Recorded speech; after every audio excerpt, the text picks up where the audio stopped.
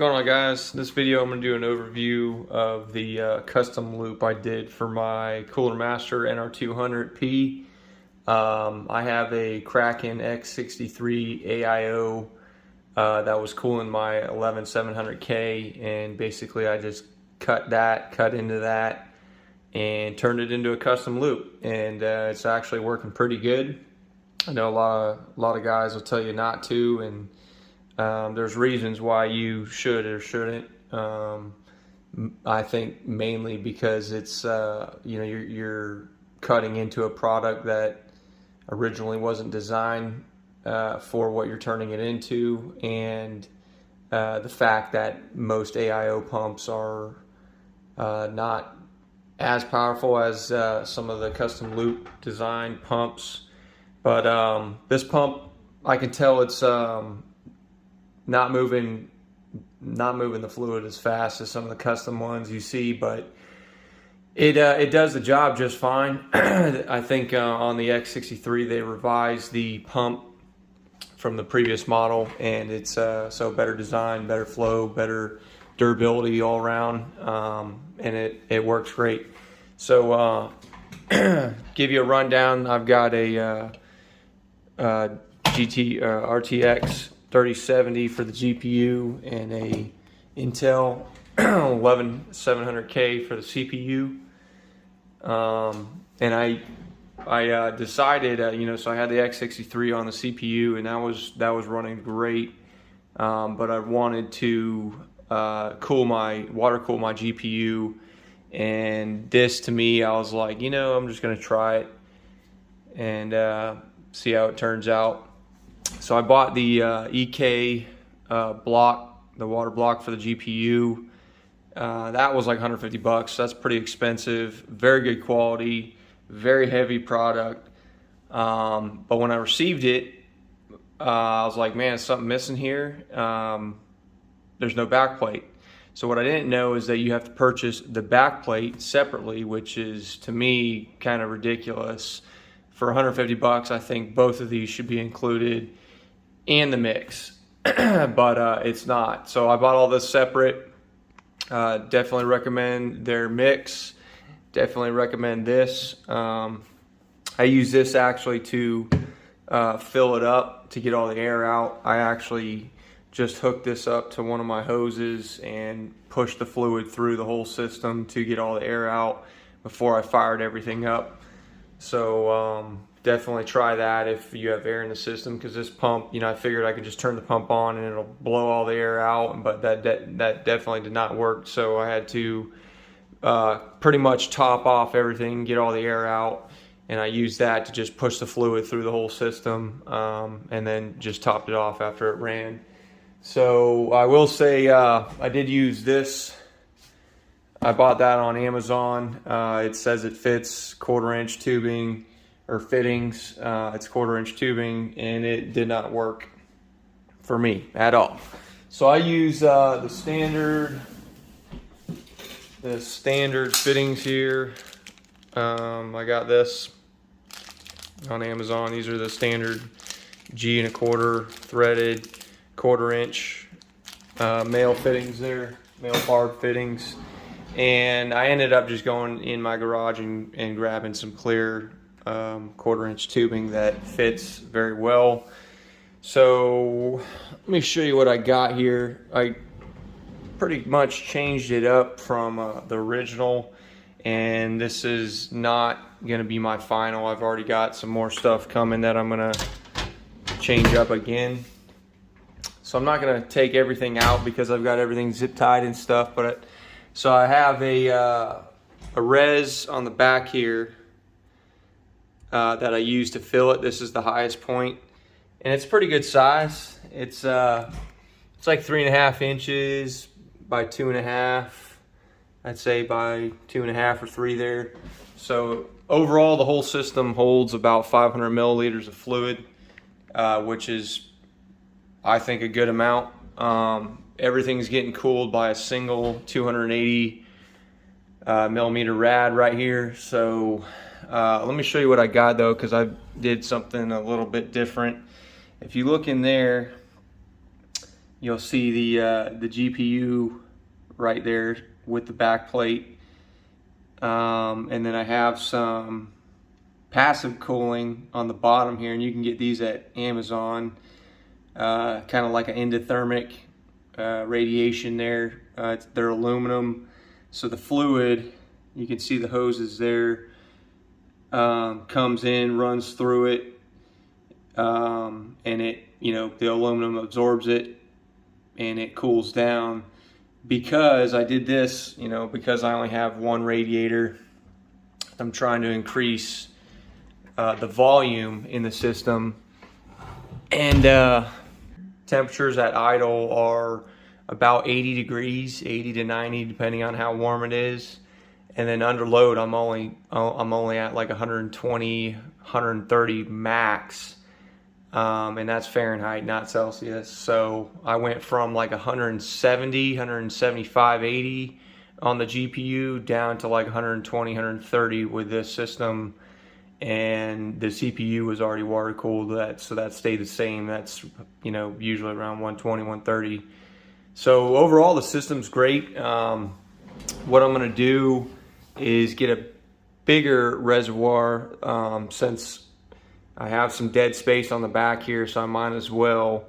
So I got a different res coming for that. And I'm going to mount these where I originally had them. I basically had them on the front of the NR200 here. Basically I had one here and I had one here standing vertically, because this is just kind of dead space in the front here. So I had them stuck here with the hoses running down, but when I fired up the pump, it wasn't pushing the fluid through. So I thought that because they were vertically mounted, that it just didn't have the power to push the water that high, and I didn't try to manually fill it. So I'm gonna try that next time and see how it works. But back to the Kraken x63 there. Here's a picture of the barb there. This tubing that I had in my garage, which is your standard Home Depot, 1/4-inch tubing, fits perfectly on this. And then on the bottom of the radiator is still the factory hose there, coming from the CPU. So there's the other end that I spliced, and then I just added it onto the passive cooling blocks that I got on the bottom here. So you can do it. It's quite easy. Basically, I just cut it open with a razor knife. This is aluminum right here. So you're just going to slice the hose off and drain the fluid out, and I filled it up with all the EK fluid. There really was not a lot of fluid in this thing, so it's pretty amazing how good it cooled. It did a pretty decent job cooling the CPU there, but it was literally like, I mean, if I were to guess, 100 milliliters. That's to me not a lot, being that this case right here, or the setup I got now, holds about 500 milliliters, but it's also cooling CPU and a GPU. So basically I've got the reservoir goes into the radiator, so it goes into the radiator, into the CPU, out of the CPU, into the passive cooling, or the endothermic cooling, and then out of that into the GPU, and then from the GPU back into the bottom of the res right there. So to me, that, I wanted to split up, not just go from the CPU to the GPU like everybody says, and it really doesn't make too much of a difference, but I figured I can do it this way and it won't hurt, it'll only help. And it does. There's a there's a slight difference, 5-degree delta or so between the CPU and GPU, and it's running the same water through it, when they're both sitting idle.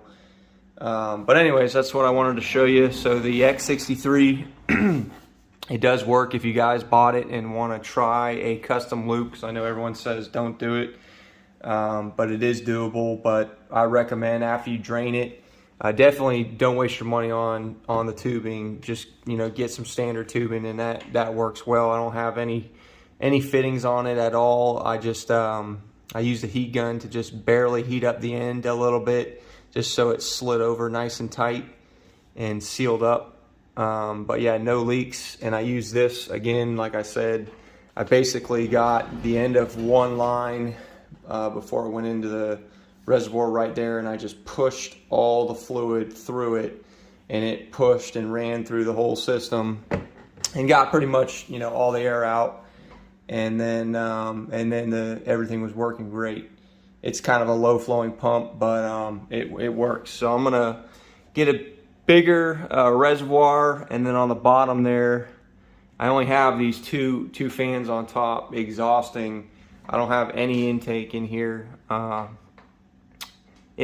may or may not. I'm still undecided. I really don't think, as good as it runs right now, it really doesn't need anything down there.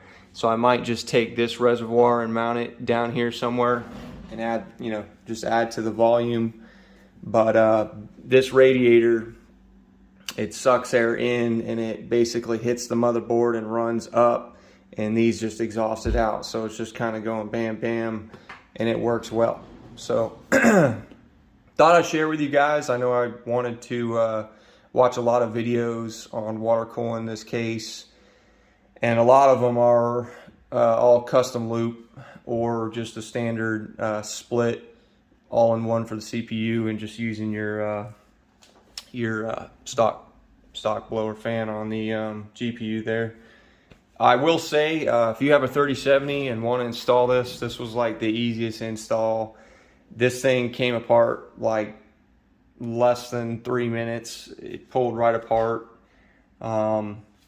In the block, it's basically just, you know, the time consuming, like everyone says, the time consuming part is just cutting the thermal pads, but even that wasn't bad. It only took me a few minutes, and literally I had this thing bolted up and ready to go. Then I found out, I was like, shit, I don't have a back plate. What the heck? So EK, definitely think you should include all of this for 150 bucks, because that's pretty pricey for a water block. You guys make great quality products, but 150 bucks for a water block is, to me, enough, and it should include a back. Alright, so I got it running here, and I just wanted to give you a example of how quiet it runs. Definitely, you know, way quieter now that I've water cooled everything, but it's pretty quiet.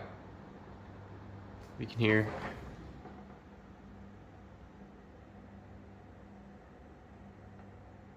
Yeah, that's good. So I wanted to mention MSI Afterburner. The GPU does have a overclock on it.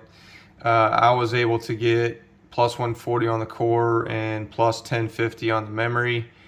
I don't know if others out there are getting better than that, and I'd like to know, but that's better than what I was getting on air.